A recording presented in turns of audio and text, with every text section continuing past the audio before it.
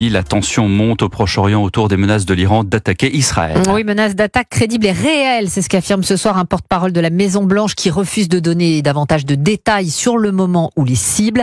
Résultat, les États-Unis, mais aussi la France, appellent leurs ressortissants dans la région à la plus grande prudence, Sébastien Lebelzik. Oui, le ministre français des Affaires étrangères recommande même aux Français de ne pas se rendre dans les jours qui viennent en Iran, au Liban et en Israël.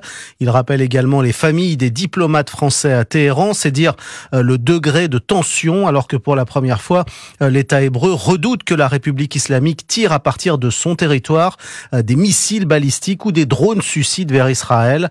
Jusqu'à présent, l'Iran actionnait plutôt ses alliés, le Hezbollah libanais, les rebelles houthis au Yémen ou des milices chiites, syriennes ou irakiennes pour mener des attaques contre Israël et éviter ainsi une confrontation directe. Mais une série d'opérations de l'armée israélienne visant directement les gardiens de la révolution ces dernières semaines a changé les règles du jeu, si l'on en juge en tout cas le flot de menaces de représailles lancées depuis Téhéran.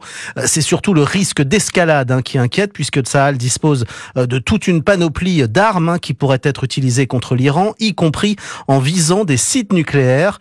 Et atout essentiel pour Israël, le soutien américain, soutien à toute épreuve en cas d'agression de l'Iran, a redit Joe Biden. Des menaces crédibles et réelles selon Washington. Sébastien Lebelzik, spécialiste des questions internationales à Europe 1. Et selon le ministre israélien de la Défense, Yoav Gallant, Israël et les États-Unis se tiennent côte à côte pour faire face à l'Iran.